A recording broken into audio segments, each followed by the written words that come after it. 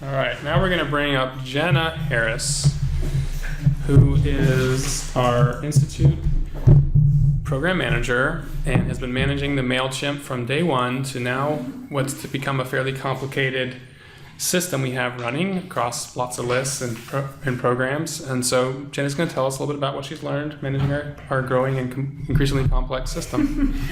Well, thank you, Justin, and thanks, Mandy. It's very fitting to follow Mandy because I do feel that email campaigns are an extension of your content branding, so your email marketing also needs to be in sync with your brand voice, your established brand imagery that you've established within the guide that Mandy has outlined today. So it's good timing to talk about this.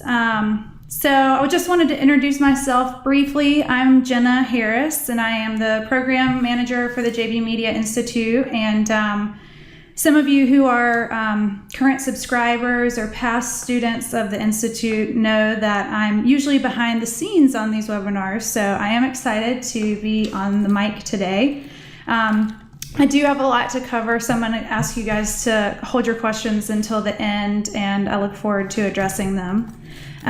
You might be wondering, why do I have insight to share with you about MailChimp? And I want to come to you today with my experiences more as a peer than an expert, and just really share some of the lessons that I've learned. I have experience managing an account on Constant Contact for a former employer, as well as another email marketing platform called Emma.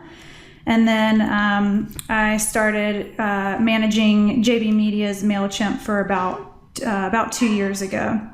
And the main goal of our MailChimp account is to inform our list of Institute events, promotions, and we also use it as a way to stay in touch with Institute alumni and current subscribers. I did want to give a shout out to Kirsten Campbell, this lovely lady you see here on the screen. She is the content creation and email specialist for JB Media Group, the agency side of JB Media. She has been managing a lot of other email marketing campaigns for our clients, including SoCap, which is a social entrepreneurship event in San Francisco each fall.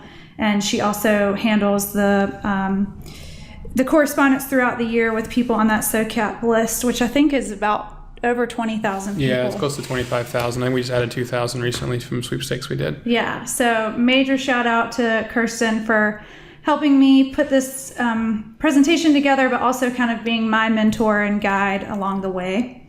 So I just wanted to share a little brief history of MailChimp if you're not familiar with what it is. MailChimp is an email marketing and marketing automation software based in Atlanta. It started in the early 2000s, and the CEO is a guy named Ben Chestnut. I really have enjoyed using MailChimp. It has a lot of humor and surprise throughout the site. For example, here you see the MailChimp mascot, which before I started creating this presentation, I did not know what his name was, but I'm happy to tell everybody today that it's Frederick von Chimpenheimer IV, or Freddie for short. So that was some very important information that I gleaned in preparing for this presentation. When you're getting ready to send campaigns, there's like this sweaty chimpanzee hand about to press a button, asking you if you're sure you want to send the email. Once you've sent it, you get a little high five from the chimpanzee hand. So there's just a lot of fun and humor and surprise throughout the site. And I've included a link here to a brief story of their rise to success, because they've really done quite well in a short period of time. There are 3 plan levels for having a MailChimp account. There's the forever free plan, which is for fewer than 2,000 subscribers, and you can send up to 12,000 unique emails for free each month. And it's important to note, and we'll get into this terminology later, that means 12,000 unique emails, not campaigns, each month. There's a monthly plan, which is a 30-day billing period, and it's priced on the number of subscribers. And this is the option that we have as JB Media Group. We currently pay $50 a month for about 3,400 subscribers. And then there's a pay-as-you-go plan, and this is for infrequent but large use of campaigns, running campaigns. So you can buy credits and redeem them as needed. I wanted to talk about some basic terms to understand when getting started with your MailChimp account. And here I've taken a screenshot of the top of the home dashboard when you log into JB Media's account. And you'll see 4 main options on the top left-hand corner. And these 4 things are really kind of the heart and soul, the bread and butter of what's offered through MailChimp. So campaigns are what are actually sent to your users and reported upon. Think of this like a newsletter that you might get in the mail or a flyer that you would get in the mail. Templates, this is kind of like the printing press of what your campaigns are printed on. They are customizable. They also have preset templates within MailChimp to kind of help you get started. And the main 2 examples we have for our business are a newsletter template that reads kind of like a newspaper. It's got lots of sections, some images, some headers to break up the content. And then sometimes we'll use what we call a personal appeal template that appears more like a letter. It'll say, "Dear Justin," and it'll be laid out in more paragraph format. It doesn't have quite the bells and whistles of our newsletter format. Lists are the people who are receiving your campaigns. And lists can be organized in many ways, and the way to organize your lists is debatable.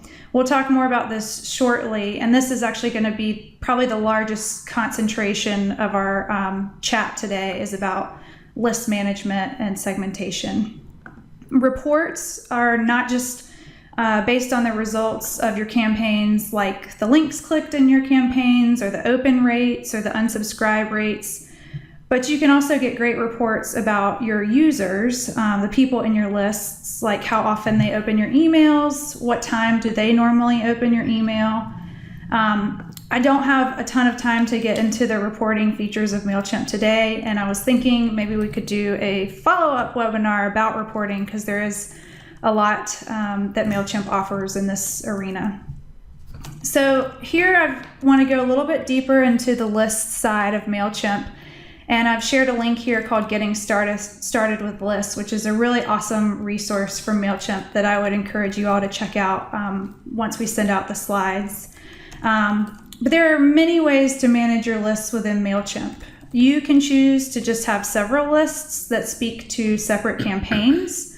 You can implement groups and segments within different lists to further target your audience. I feel like that's the way to go, and that's kind of speaking to Mandy's point earlier of really trying to reach your audience on their level and where they're at with specific messaging. One thing I want to point out about list management is that it really takes a lot of tweaking and a lot of effort to do it right. And organizing lists on the front end and continuing to have your lists organized will save you time and frustration in the long run. It may seem like a hassle, but I just don't think that list management is something that you can leave alone for weeks and just do here or there. It takes constant upkeep and attention if you want to do it right. So there's some things to consider when you're creating your lists of contacts within MailChimp. How can you separate your lists? What type of messaging are you wanting to send to each list? How does your messaging differ from one list to another? Let's say I'm managing the MailChimp account for a high school, my former high school. You wouldn't necessarily want to send the same email to your currently enrolled students that you would want to send to your alumni group. So just thinking about what are all the different ways that the people who are associated with your organization or company or business, how can these people be divided into different lists? I do want to point out, there's a quote here from Early Bird Strategy, and I've linked to this where this quote comes from. It says, all lists within your MailChimp account are independent of each other with their own subscriber data, activity, custom fields, and other information. So I want to point out that each list within MailChimp works independently of one another. So for example, if one person appears in more than one list, if one person appears in 2 lists, MailChimp will view that person as 2 separate subscribers, and you will be billed accordingly. So you can save money by utilizing groups and segments within lists. So more on that. What are groups and segments? I'm going to give you an example to put it into context of why groups and segments are so important and why just creating a bunch of lists can be problematic, which is a horror story from yours truly. About 2 years ago, we had one person who was a part of 3 separate lists in our MailChimp account. I had him on the Institute alumni list. He was also in a list called Friends of JB Media Group. And he was also on a list, I want to say something that was more broad, like contacts or event contacts or something like that. And I had a campaign that I wanted to send to all 3 of those lists. And instead of utilizing one list and groups within a list, I just sent the same campaign to 3 different lists. And thus, I sent the same campaign to the same person and probably several other people 3 times. So I pretty much just spammed the heck out of this person. And when you're working for a digital marketing company, that doesn't look so great when you've sent 3 emails about the same thing to the same person. So again, I just want to reiterate that MailChimp does not recognize when it's already contacted somebody who's in a separate list, but with the same campaign. So groups and segments within lists can help make this happen more smoothly. Think about groups within lists as broader categories. So in the example I've shared above, my horror story, I could have had a master list and made that person a part of the Institute alumni group. He could also be a part of the Friends of JB Media group, and he could also have been a part of the contacts group, which FYI is a list I ended up getting rid of anyway because it was so broad and it needed to be more specific. So people can be a part of many different groups, and this kind of helps to create profiles for all of your users or people within your list. Another way you can think about this, another example of this that you've probably encountered before is like when you're signing up for a newsletter and it'll say, you know, I want to receive updates on discounts, check, news, check, job openings, check. This essentially is when you're putting yourself in a different group of a list. You're creating a profile for yourself essentially. So you can do this through MailChimp. And I also like to think of segments which are separate from groups, as speaking more towards a certain behavior that a contact within your list might take. I'm going to show you an example now of how this appears for us within our account as well as another account. So here I've taken a screenshot of just a few lists that I've created within our Institute MailChimp account. With each one of these lists, there's really little to no crossover between the contacts included in these lists. So for example, the first list you see is the JB Media team. That's composed of people who work here at JB Media. Obviously, those people are not going to be a part of that June online cohort that you see below it, or Justin's Hive contacts that you see below it. So I've decided to keep these lists separate and not have them integrated as groups within a bigger list. Here I have an example of some groups that are within our Master Institute list. This is useful because there might be times when I want to share a campaign with people who are in the Chamber Members group and the Institute Alumni group, but not the Online Institute Current Subscriber group. So creating groups helps me to do that. And just FYI, if I were to click this View Groups over here, you would see that I have several subgroups under each group. So for example, the Institute Alumni group, that breaks down into an online and an in-person subgroup. And groups are awesome because they can be added upon over time. And you can just continue to add people to a group just as you please. So here's a screenshot of a segment that I created for another list that I manage for an event that we promote here in Asheville.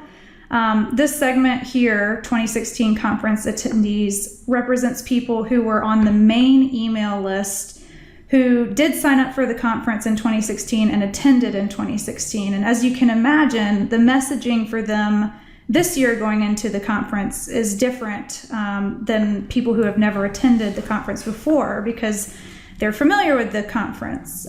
They know who our instructors are. They know more about the space where we're having the conference. So this is a static segment, meaning this segmentation of people won't change. The conference is over. The people who came are the people who are in this segment. This segment won't be added onto because the event has already happened. It's important to note, and I don't have the time to get into it today, but MailChimp does have some built-in segmentation options that you can explore when you're managing your list. For example, it will help you segment people who haven't purchased from your site in a while or who haven't opened your email in a while. So if you have a MailChimp account, you can use some of the preset static segments that MailChimp already creates and offers. I did want to talk a little bit about growing your email list and just a few tips that I've learned along the way. Here I've got an example of our email sign-up form as it appears on our blog. I recommend having your email sign-up for your MailChimp account on high traffic pages, including your home page, in an easily visible area. It's really frustrating to me sometimes when I want to sign up for somebody's email list and I've got to search all over the page and it's at the bottom of the page where you've got to scroll down. So make sure that your email sign up subscribe form is in a really visible, easy to find area. I also recommend being really clear about the content of your email newsletter. So for us here, you can see that we're telling you that if you sign up for our email list, you'll get digital marketing tips and techniques. Honestly, we could be more specific about this information or have several different types of lists that you could sign up for, like if people were just interested in one particular thing that we offer. But it's helpful to give the folks who are thinking about signing up for your email list an idea of what they're getting into. And I've included a link here where it says adding a sign-up form. That's a MailChimp resource that will walk you through how to actually add that subscriber form like you see here to your own website. And MailChimp also has sign-up forms that can be incorporated with your Facebook page or also within your mobile app. So be sure to check out that article if you are interested in adding your subscriber form to your site. A few notes of interest about email subject lines. There is a lot of information online about best practices for writing email subject lines. So today, I'm simply sharing my advice, what's worked well for me. I'm not necessarily covering the full gamut of what's recommended from experts all across the board. And Hannah, I see your question. I will address that. I think I've got like 2 more slides to go and I'll address that at the end. Keep your subject line somewhat short if you can. Use active language that inspires people to actually do something. Puns like fall into savings, they're cute, but I think they're kind of generic now and they don't really inspire people to take a specific action. Make sure you note in the subject line if you're offering a discount or a coupon inside, and don't just assume that people will automatically magically open your email and find that offer. I know I'm much more inclined to open an email if I know there's going to be an incentive inside. Kirsten, who I mentioned earlier, recommends not using $ in your subject line because it can trigger spam filters. So it might be best to just tease how much you're going to be offering, or tease that there's a coupon inside, and then elaborate more on it within the email so you don't get triggered as spam. You can utilize merge tags to add personalization to your subject line, and I've shared a link here from MailChimp to help, and it kind of explains more about how to utilize that feature. But this is when you read an email and it says, Genna, can you help save the whales? And it speaks specifically to you because it's got your name included in the data within MailChimp. A/B testing is a free tool within MailChimp, and with this method you can create multiple subject lines, and for example 2, and MailChimp will send a small cross-section of your list the same email campaign with the 2 different subject lines, and whichever line performs better with the open rates, MailChimp will choose that subject line to send with your campaign to the rest of your list. I highly recommend utilizing the preview text when setting up your MailChimp campaign. This is the text that actually appears next to or under the subject line that gives you a quick summary of what's included inside the email. So if you're trying to keep your subject line kind of short and sweet, you can expand a little bit more on what's inside with that preview text, which you plug in right when you're creating the subject line of each campaign. And also, sometimes it's easy to forget who your from name is within MailChimp. With each template, you can change if it's from JB Media Group, if it's from JB Media Institute, if it's from Justin Bellamy. So, for example, I would be wasting precious characters if I included in my subject line an update from the JB Media Institute, because that campaign might be coming from the JB Media Institute. So to include that all 3 words would just be redundant, and it would take up valuable space in the character real estate of your subject line. One thing that is not necessarily related to subject lines, but I did want to mention, is that when you are creating and sending MailChimp campaigns, oftentimes these emails will go into the promotions folder if you're a Gmail user. So, there's the primary folder, social, and then promotions. I know I'm guilty of not checking my promotions folder as much as I check my primary folder. So it might be a good idea to add a blurb to your list, or if you're, in closer email contact with people, about how to move your MailChimp campaigns from your promotions folder to your primary folder. You just left click the email, and then a little menu will pop up. You hit move to, and then primary, and then you'll start getting that email to your primary folder. So again, we're going to be talking about email design best practices, and here's where Mandy's internal content branding guide also comes into play. You want to make sure that the experience from your website to your email campaign is fairly cohesive. So try to utilize the same fonts, the same colors. I definitely recommend that you use brighter, bolder colors to inspire people to take action. So here's our color wheel for JB Media Institute, and these 2 colors on the right are often what I use for buttons or for hyperlinks. MailChimp does have default colors for hyperlinks and for buttons. For MailChimp, the buttons are this really pretty nice sky blue, but I think if you are trying to get people to take a specific action, you should experiment with colors that are maybe a bit more bold. Here's an example of a campaign that I sent out, and you can see the button says check out our YouTube channel, and it's in an orange color. So if you're new to MailChimp and you're thinking about experimenting with this, you could have tried this with a blue button or a green button and just see how they measure to each other. But I've found that the more bold colors inspire action. I also recommend making sure that images within your email campaigns are linkable to the content they pertain to.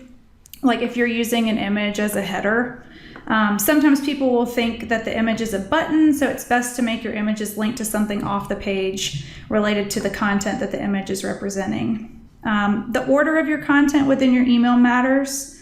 You want to put your most important content up top, and your subject line should speak most importantly to that content. People don't want to scroll down through a super long email. If your subject line deals with something that's 3/4 of the way down in your email, it's kind of confusing. It's not very cohesive. And not all of your email campaigns need to be multi-section. If you're reminding people that there's a discount code that's about to expire or an event that's about to happen, if it's a second reminder, just keep it short and sweet. Have an image, have a paragraph, have a call to action. For us, that seems to work really well, especially with these webinars when we send our second reminder. It's just a really short and sweet email. For longer emails, I highly recommend utilizing headers to keep things organized and make the content blocks more scannable. And finally, make sure that you preview your newsletter in mobile view. People aren't always opening up their emails on their desktop. This is a feature across free and paid MailChimp accounts to preview your campaign on mobile, tablet, and desktop. And lastly, I just wanted to mention there's a click map feature that you can view under the reports of each campaign to see how the layouts are working and where exactly people are clicking on each campaign. I've got a little screenshot here so you can see like 52% of the people that clicked on the email clicked on the video, 41% clicked on the button. You may find with the click map feature that people are clicking more at the top of your email than the bottom. Maybe they aren't clicking your social share links at all. So this click map information can kind of help you clean up your campaign layouts so you can tweak them over time. This is my last slide, and I know we're short on time, but I just wanted to mention that the customer service for MailChimp is absolutely phenomenal. We're in no way affiliated with them. Like, we are not getting paid to say any of this. I come from a customer service background, and I just really can't say enough about how great they are about getting back to you if you have a question. They have a contact form submission that is replied to really quickly. That's standard across free and paid accounts. But if you have a paid account, their live chat feature is awesome. It's for paid users Monday through Friday. I can always get a hold of somebody, and people are just right there to help me troubleshoot. So just wanted to vouch for them. And if you can go the paid route, I highly recommend it, because you just never know when you might need to get on the line with somebody. So thanks for listening. And here's my email address, Genna@jbmediagroupllc.com. And then Mandy's is here too, Mandy@jbmediagroupllc.com, if you have any questions for us, because I know we're short on time. And Hannah, to answer your question, I do use Pipedrive as a CRM. I don't use it in conjunction with MailChimp, but you can use it in conjunction with MailChimp. But I do utilize the group feature of MailChimp to really help organize my contacts. Because so many of you guys, some of you who are on the call, you have been a student in the Institute, or maybe you've come to a boot camp, or maybe you've just come to a webinar. And I think it's important to, kind of give each of you a profile to know that, who you are and how many times you've connected with us. So I kind of sometimes use MailChimp as my CRM, which is probably not the best practice. And I know I could utilize it more with Pipedrive.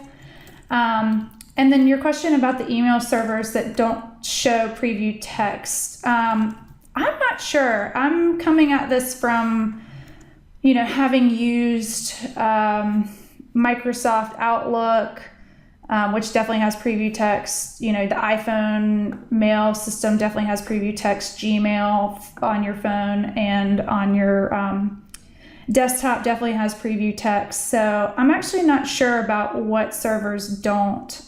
But I would say that would be interesting to know, and I can definitely look that up. And it's a good question. Thanks, Genna. Great presentation. It was really thorough and helpful. I know we're a little bit past 1, so I'm sure people are starting to drop off. Real quickly, we still have 33 people on the call, so I wanted to remind everyone about our $10,000 training and coaching giveaway, which is on our website, and I put a link in the chat. It's at jdmediagroupllc.com/sweepstakes. It's all over our website. That drawing is going to be end of day tomorrow. We have about 600 people in the drawing right now, so that's the main thing I wanted to share.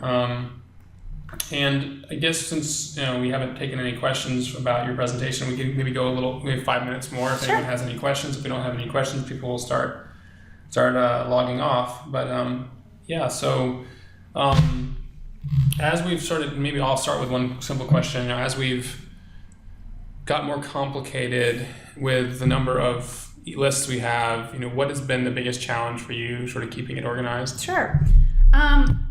Well, one reason why this is really timely to discuss is I am about to go on maternity leave, and somebody is about to kind of take over the MailChimp account while I'm out. And so I don't know if any of you are like this, but like the MailChimp account was kind of like a language that I knew, but maybe not anybody else would know if they took a look at it. So I've had to really go in there and clean some things up. I was really utilizing a lot of lists and instead of using the groups within the lists. And I think when I pass off this account while I'm out, it's going to be really helpful for somebody to just see the groups within the list and know that if they send out a campaign, they can just, click which group they want to send it to, press the send button, and know that, the people that are getting the email are not going to be getting it 2 or 3 or 4 times. If they would have, if the person managing the account might have sent it to separate lists. So just kind of learning the language of how to combine lists too. Sometimes you might want to create a list just for a short-term promotion or sweepstakes. We're actually doing that right now. And then I'm going to actually combine that list with our master list. And it will soak up the emails that are new to the system, and then it will just add to the profiles of the people who are already within that master list. I would just say just the knowledge behind utilizing groups and maybe not being so dependent on separate lists has been one of the biggest lessons that I've learned recently. Great. Well, we haven't had any extra questions, and the registration numbers are dropping as people are signing off. So I think we're going to wrap it up now. But thank you so much for putting that together and supporting us as we launch this today, as well as doing your class during the webinar itself. So For sure. really appreciate it. Yeah. And we'll be back next month. I think it's the 4th of October, I believe. I think that's right. The first Wednesday of October, we'll be back, and we'll be sharing information about the content of that webinar shortly. So I appreciate everyone joining us, making time out of your busy days to listen in on our webinar today. Thank you, Mandy. Thank you, Genna, and look forward to seeing you all back next month. Thanks everybody.